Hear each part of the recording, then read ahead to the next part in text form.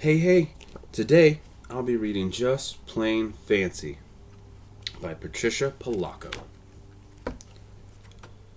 Reading is a joy. Love, Patricia Polacco. February 1993. Just Plain Fancy.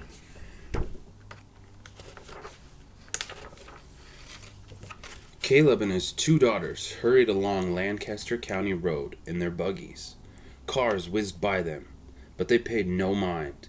Clop, clop, clop went the horses' hooves on the pavement. "Papa," Naomi asked, "why don't we have a car like the English?" "It's not our way, child. We are in no hurry," he said as he drew up the reins and slowly directed the horse into the farmyard.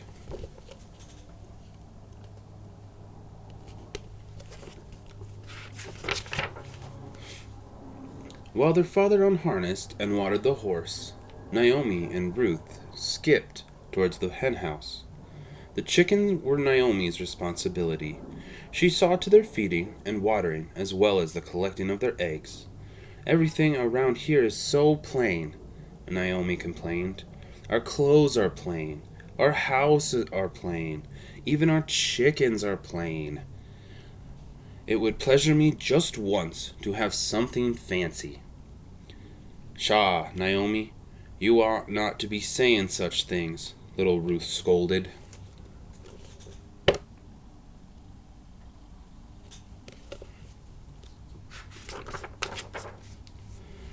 As Naomi and Ruth searched the field for eggs laid outside the henhouse, they spotted a very unusual one nestled in the tall grass, down the drive and behind the henhouse, next to the road. "This egg looks different from any that I have ever seen," Naomi said quietly.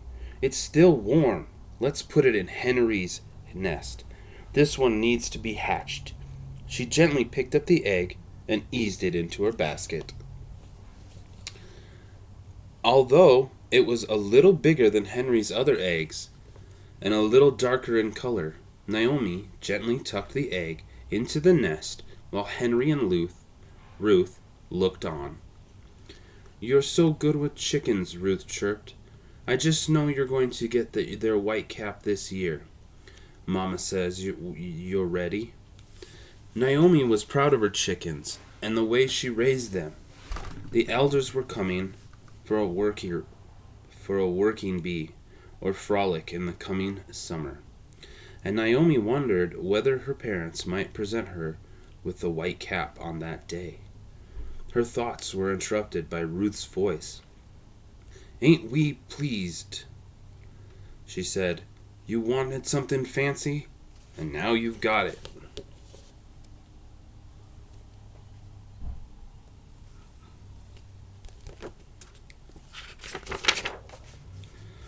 As the days passed, Naomi and Ruth checked Henry's nest constantly. Every day they peered over the edge of the crib, watching for signs of cracks in the shells. Then, one day, the egg hatched. "Look at the little chicken from the fancy egg, Naomi," Ruth squealed. "That egg was fancy inside and out, wasn't it?" said Naomi. "Fancy? That's just what we'll name this chick." "Fancy, fancy, fancy, fancy," Ruth sang out as she jumped about. Naomi smiled and clapped her hands. All that afternoon, the girls stayed with Henry, watched and studied their special little chick.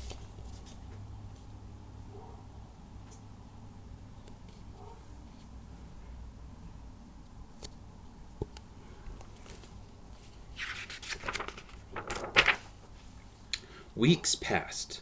Henry's chick grew quickly and were soon scratching around in the dirt. They had all lost their yellow down feathers and had grown bright white ones. All of them, except Fancy. Fancy looked very different from the others. There was no doubt about it. This chick wasn't plain.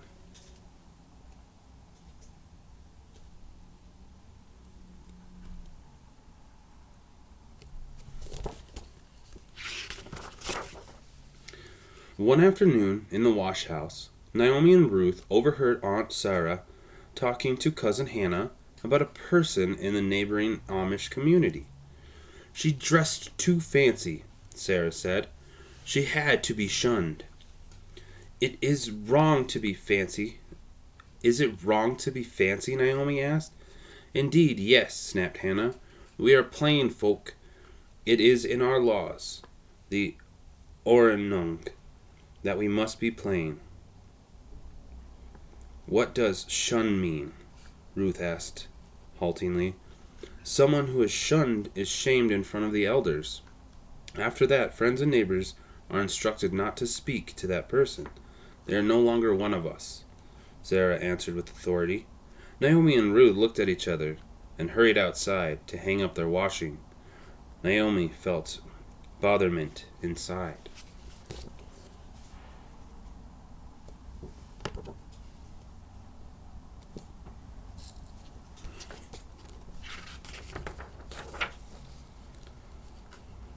As soon as they were finished, the girls ran to the hen house. What are we going to do? Ruth asked. Fancy is too fancy to be Amish. Then Fancy ruffled up his feathers and did something that took their breath clean away.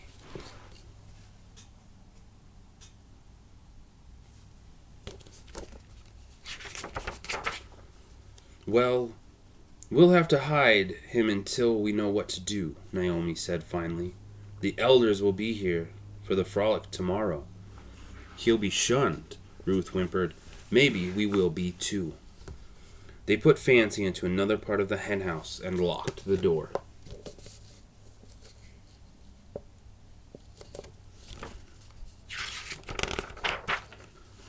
The next morning, the neighboring Amish folk arrived for the frolic. The men and boys helped add a stable into the Velkom's barn. They worked hard into the sun while the womenfolk cooked and gossiped. Naomi and Ruth helped serve food, pour lemonade, and thread needles for the women who were quilting. This should have been a happy day for them, but the girls were not pleased because they were sad and with worry about Fancy.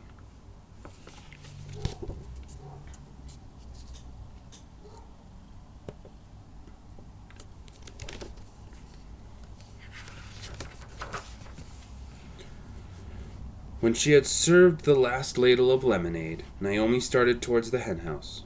Just when she noticed the open door, but before she could get there to shut it, Fancy darted out and ran toward the gathering, flapping his wings. Oh no, Naomi called out. This is all my fault. I wanted something fancy. I should have known better than to make that kind of wish. Tears ran down Ruth's cheeks when she saw what had happened. Poor Fancy, she cried. Now he'll be shunned.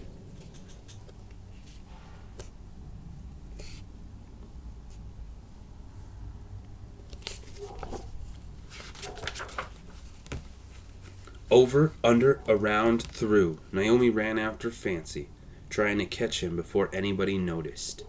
And that's about the time that Fancy decided to head straight for the elders. He flew at Martha, the oldest member of the gathering. Adjusting her glasses, she gasped as he flew over her head just before landing on the clothesline where the quilts were airing. Please don't shun him, Naomi cried. I did this. I made him Fancy, she sobbed. At that moment, pleased with all the attention, Fancy ruffled his feathers and did for the guests what he had done for the girls in the hen house the day before. Those who weren't speechless were stunned.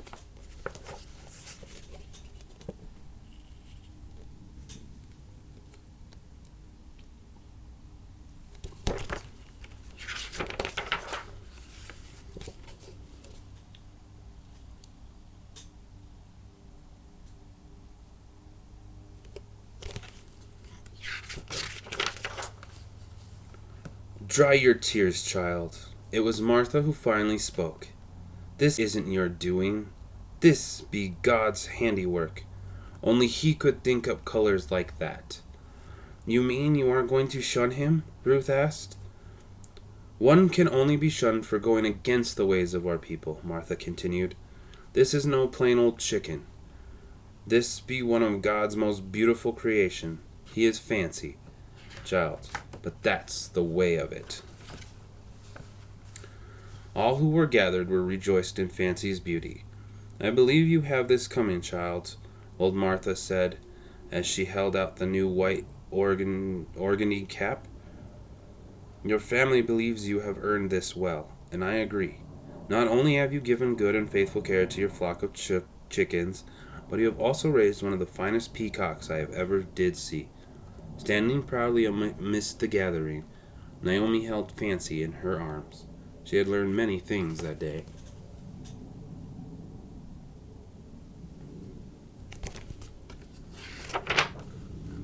And although no one ever quite knew how Fancy came to be hatched by Henry, it was never questioned. Plainly, it was just a miracle. And sometimes, miracles are just plain fancy.